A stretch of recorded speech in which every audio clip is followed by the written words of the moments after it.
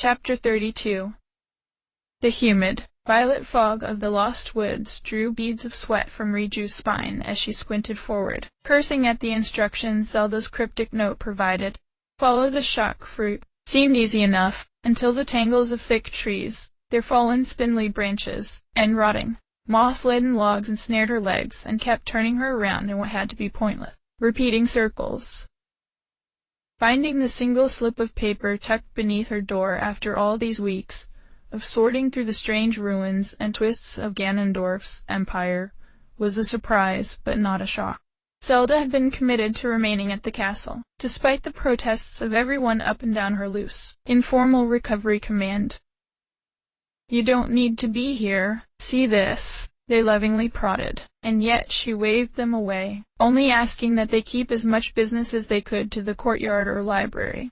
The makeshift tent and bed from their first night swelled into a sort of campsite, with her small command desk sheltered by thin blankets and sheets scrounged from the chambers and closets.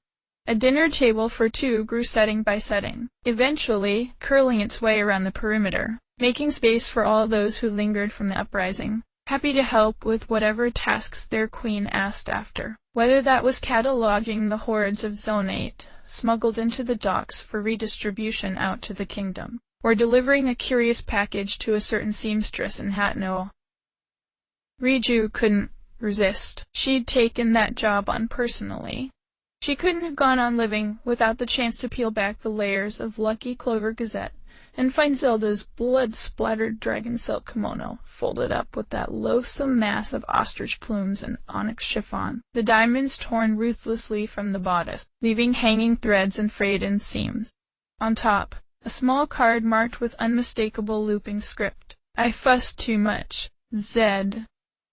The queen's commitment to this end, to seeing the last of his wicked tentacles of influence, not only uprooted, but sketched and documented and filed, was a force that made the tipped world feel righted, not just in the catharsis of watching the Yiga extradited to their depths, the stronghold of Hyrule history and other such controversial tomes reshelved in the schools, or the smuggled treasury of jewels returned to the Gorons that yielded them, but in the familiarity of the woman that had come to define their history and future hopes, once more living of her own volition. The staff, the visiting forces, and the citizens in Newcastle town were quickly drawn into her routines, watching for the sight of two Hylian horses transported from their boarding at Lakeside Stable, set off through the gates at sunrise, galloping in close parallel, their riders' wheat-hued hair mirroring the daybreak. The evenings shepherded with a walk into town hand in hand with her night to pick out a quick treat for the stroll back. Carrot cakes or hand pies from the patisserie and mugs of hot cider from the pub, leaving a trail of steam back to the castle gates. Simple luxuries that would be unremarkable except in this, the wake of such disquieted communal nightmares. Even the Verena seemed assuaged in this tranquil untangle. If not to the Hylian monarch, their pride would not cede their hearts to. At least toward the Gerudo sisters they'd cleaved away to chase a god of failure. A slow nudging together. Conversations of lost time and memory. Glimpses of who they'd been before vengeance torched their bonds. It was a muted rain, still in its infancy as the spring melted into summer, but as natural as the clouds passing across the sky. Everyone had, they liked to point out, believed this would come to pass all along.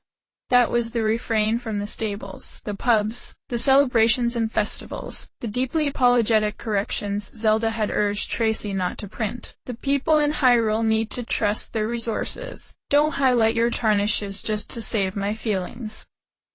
But still, Riju could feel the restlessness tremoring between the queen and her knight, as their gaze drifted beyond the spires and cliffs.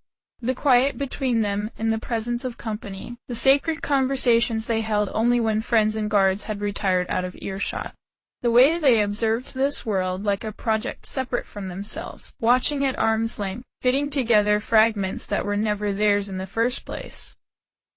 Suddenly Riju's right ankle knocked into the next root she'd yet to spot, snapping the flesh with the bite of static. Far less of a sting than anyone else would take, but still enough to catch her off guard, grunting and stumbling backward, her body falling into thick brush that prickled against her skin as she clawed forward, wearing up and down Adin and Faroe and Nehru, and the whole bloody lot of this damned kingdom. Thorns left silvery scrapes crisscrossing her arms and legs as she cleaved through to the other side, tumbling out into a lush glen, anchored by an ancient tree the size of a mountain. Verdant vines and soft, yielding grasses flourished beneath the canopy of cherry blossoms, and cascading willow leaves tangling amidst tunnels and caverns, of roots settling the oak deity into the very marrow of the land.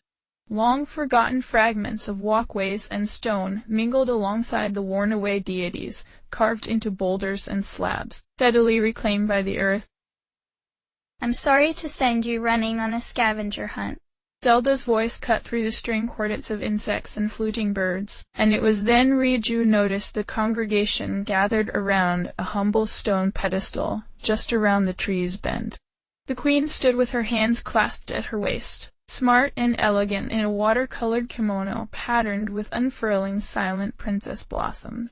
She'd braided her golden hair into a single plait that settled loosely against her shoulder. Muted pink lips and a kiss of shadow framing her river-blue eyes. She'd brought forward everything that suited her. "We had some business to tend to before you arrived." At her side, of course, was Link, wearing some woefully old-fashioned garb dug out of the castle's stored archives. Unlike Zelda and her ever-expanding trove of clothing, winnowing her down into a more and more realized vision of one obsessive's fetish, there hadn't been much left for the hero after forsaking his Yiga disguise. The green tunic and matching hat made him look like a forest spirit, like the children spirited away in the stories told to keep little Hylians from wandering too far out from Hyrule Field's sprawling sightlines. To the right of the pair stood the three women of the sky, the deities of Elden Research Lab, Vertical Edition, spearheaded of course by Pura, who tapped her telescope against her wrist, as if keeping time with nature song.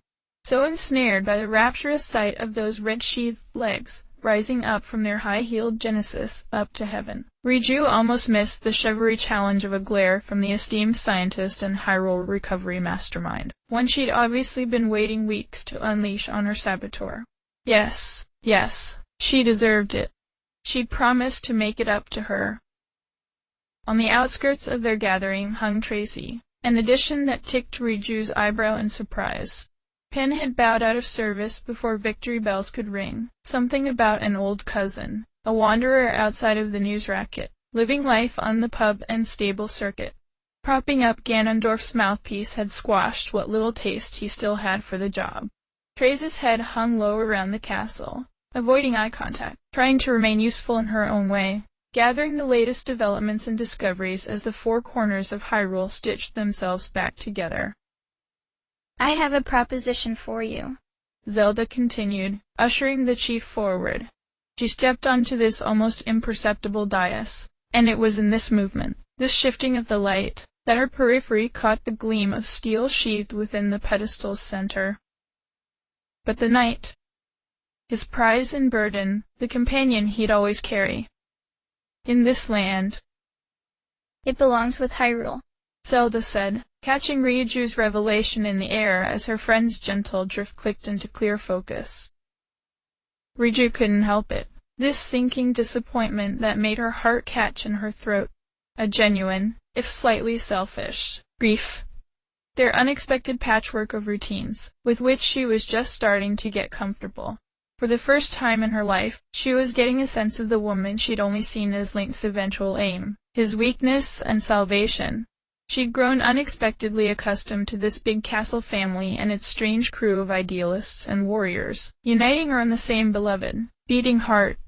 "Where will you go?" A vague, secretive smile transformed the queen into their princess once more. "Far enough." She held her hand out to her side, accepting 2 wax-sealed scrolls from an ever-eager Joshua. "This," Zelda announced, sliding her index finger beneath the welded Hyrule seal crest and snapping the parchment straight, "is the new Hyrule Charter, overseen and signed by His Supreme Highness Ganondorf Dragmire. I have to admit I'm surprised. I didn't think he was capable of writing anything but self-published, petty op-eds." She noted, her eyebrow cocking in. A tiny joke? Was the queen really making wisecracks at that bastard's expense already? And here they all doddered around like she was an endangered flower, still tender and trampled. Riju was fit to burst into tears. She was so proud. According to this, it seems that the self-appointed king of Hyrule was also self-anointed as all-powerful, which means as the next in line for his oh-so-legitimate throne, I've inherited the prerogative to do whatever it is I wish, she said, turning the handwritten calligraphy for Riju to inspect, if she so desired. No, thank you, your grace. And this, she said, holding the second scroll out to her new old friend, is what I want most of all. Holding her breath, Riju gingerly took the document, awkwardly tearing at the paper that refused to gracefully come loose as it did for the elegant princess. She could hear the Pura pad shudder as she read, snapping up the moment lest anyone hold a doubt. I, Queen Zelda Dragmire of Hyrule, do bequeath the throne and governance of the kingdom, so named to Chief Makila Riju of the Gerudo tribe from this day until her last, while concurrently declaring the sovereignty of all Hyrule's noted tribes, the Zora of Necluda, the Gorons of Death Mountain, the Rito of Hebra, and the Gerudo of the Desert, as independent from their greater Hylian counterpart. The appointed queen will be responsible for uniting the Confederation of Hyrule from the seat of its central power, taking counsel from its four corners, and holding ultimate authority in all matters of conflict and debate that arise outside and beyond these independent borders. Your Highness, I can't. The paper began to shake in her hands, the neat quill scratches blurring together into this strange clouded mess before her eyes. Riju, what? The Gerudo have just as legitimate a claim to Hyrule as the Hylians, Zelda said gently, nudging forward, her kimono brushing against the returned master sword.